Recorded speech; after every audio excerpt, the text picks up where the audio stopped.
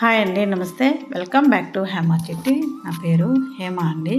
ఈరోజు మనము ఎండుమిర్చితో కబాబ్ ఎలా తయారు చేయాలో చూపిస్తాను. వీడియో అయితే పూర్తిగా చూడండి, అప్పుడే మీకు అర్థమవుతుంది. ఫస్ట్ టైం ఎవరైనా మన ఛానల్ చూసినట్లయితే సబ్స్క్రైబ్ చేసి లైక్ చేసేది మర్చిపోవద్దండి. ముందుగా ఒక మిక్సీ జార్ తీసుకొని ఒక 10 నుంచి 12 వరకు కారానికి తగినట్టు ఎండుమిర్చి తీసుకున్నాం. ఒక 3/4 కేజీకి సరిపడ కారం అనమాట. ఒక 2 ఇంచీల వరకు అల్లం తీసుకున్నాం. వెల్లుల్లి రెబ్బలు కారగుప్పడి తీసుకుందాం. ఉల్లిపాయలు ఒక ఉల్లిపాయ సన్నగా మీడియంగా తరిగి వేసుకుందాం.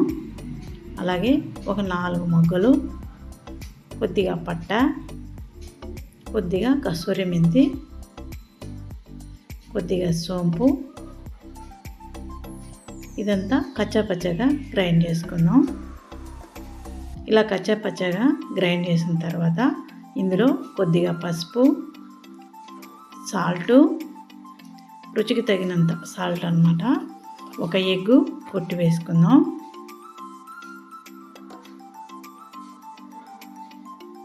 నిమ్మ చెక్క అరచెక్క పిండేసుకుందాం.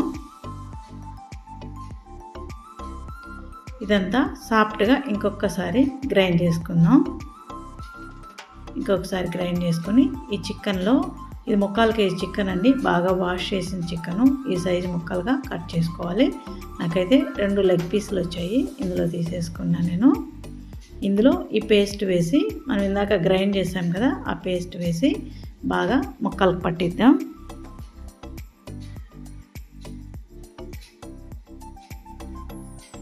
ఇదంతా బాగా ముక్కలకు పట్టించి ఫ్రిడ్జ్లో పెట్టేశారంటే ఈ ఫ్లేవర్ అంతా ఇప్పుడు మనం గ్రైండ్ చేసి వేసినాం కదా మసాలా అంతా ముక్కలకు బాగా పడుతుందన్నమాట. పట్టిన తర్వాత మనం కబాబ్ చేసుకున్నాం అంటే టేస్ట్ చాలా బాగుంటుంది. కొద్దిగా కరివేపాకు సన్నగా తరిగి, కొద్దిగా ధనియాలాకు సన్నగా తరిగి వేసుకున్నాం. కార్న్ఫ్లోరు ఒక 4 టేబుల్ స్పూన్లు కార్న్ఫ్లోర్ వేసుకున్నాం. ఒక 2 టేబుల్ స్పూన్లు మైదా పిండి వేసుకున్నాం కోటింగ్ కోసం అన్నమాట. ఒక 4-5 స్పూన్లు వేసుకోండి కార్న్ఫ్లోరు. కార్న్ఫ్లోర్ వేసడం వల్ల కబాబు క్రిస్పీగా బాగా వస్తుందన్నమాట. ఇదంతా బాగా ముక్కలకు పట్టించి ఒక 1/2 అవర్ బయట ఉంచేసి ఒక 1/2 అవర్ డీప్ ఫ్రిడ్జ్లో పెట్టుకున్నామంటే ఈ మసాలా అంతా ఈ ముక్కలకు బాగా పట్టేస్తుందన్నమాట. టేస్ట్ చాలా బాగుంటుంది. ఉప్పు కారం చెక్ చేసుకొని తగ్గింది అనుకుంటే ఇప్పుడు ఏదైనా యాడ్ చేసుకోవచ్చు. నాకైతే పర్ఫెక్ట్గా సరిపోయింది. ఇప్పుడు ఫ్రిడ్జ్లో పెట్టేసుకుందాం. ఒక 1 అవర్ తర్వాత అనమాట, 1/2 అవర్ బయట ఉంచాను, 1/2 అవర్ ఫ్రిడ్జ్లో ఉంచాను. 1 అవర్ తర్వాత స్టవ్ మీద ఆయిల్ పెట్టేసి వేడెక్కిన తర్వాత ఇలా ఒక్కొక్క పీస్గా తీసి ఇందులో వేసేసుకోవాలి. ఆయిల్ బాగా వేడెక్కిన తర్వాత మీడియంగా పెట్టేసుకొని వేసుకోవాలి, లేదంటే పైన మాత్రం కలర్ వస్తుంది, లోపల వరకు ముక్క ఉడకదన్నమాట. అందువల్ల ఇలా ఒక్కొక్కటిగా వేసుకొని 2 పక్కల బాగా కాల్చుకోవాలి. రెడ్ కలర్ వచ్చే వరకు బాగా కాల్చుకోవాలి.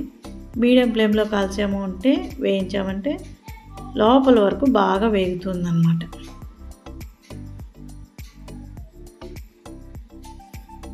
అంతే, ఇలా బాగా వేయించుకొని డీప్ ఫ్రై చేసేసుకొని తీసేసుకోవాలి. ఈజీ అండి, సింపుల్గా బయట కొనే పని లేకుండా ఇలా చేసి పెట్టేస్తామంటే పిల్లలు చాలా ఇష్టంగా తినేస్తారు. ఒకసారి ట్రై చేసి చూడండి, టేస్టు తెలుస్తుంది. అలాగే పిల్లలు కూడా చాలా ఇష్టపడతారు. డిఫరెంట్గా మన ఛానల్లో ఎన్ని రకాలు ఉన్నాయండి చికెన్ రెసిపీస్. వారం ఒక్కొక్క రెసిపీ ట్రై చేసామంటే టేస్టు బాగుంటుంది, అలాగే ట్రై చేసినట్టు ఉంటుంది కదా. లెగ్ పీసులు చాలా మందంగా ఉంటాయి. మీడియం ఫ్లేమ్లోనే వేయించుకోవాలి, హై ఫ్లేమ్లో పెట్టకూడదు. కలర్ మాత్రం వస్తుంది, లోపల వరకు వేగదన్నమాట. ఇది మందంగా ఉంటుంది కాబట్టి మీడియం ఫ్లేమ్లోనే వేయించుకోవాలి. అంతే అండి, వేగిపోయాయి. ఇలా మన దగ్గర ఎన్ని పీసులు మనం కలిపి పెట్టామో అంతా ఇలా డీప్ ఫ్రై చేసేసుకొని తీసేసుకోవాలి. అంతే, ఎండుమిర్చితో కబాబ్ రెడీ అయిపోయిందండి. ప్లేట్లోకి తీసి సర్వ్ చేసేసుకొని తినేయడమే.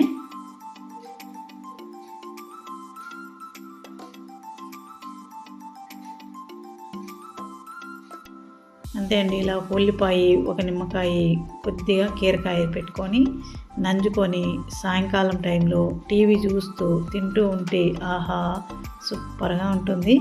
ఒకసారి ట్రై చేసి చూడండి. నాకైతే టేస్ట్ చాలా బాగుంది. ఈ వీడియో కనుక నచ్చింది అని అనిపిస్తే లైక్ చేయండి, షేర్ చేయండి. మంచి మంచి వీడియోలు వస్తాయి, ఫాలో చేయండి. కొత్తగా చూసేవారు కనుక అయితే సబ్స్క్రైబ్ చేసుకోండి. చూడండి ఎంత బాగా ఉడికిపోయిందో. టేస్ట్ కూడా చాలా చాలా బాగుంటుందండి. సూపర్గా ఉందండి. Thank you.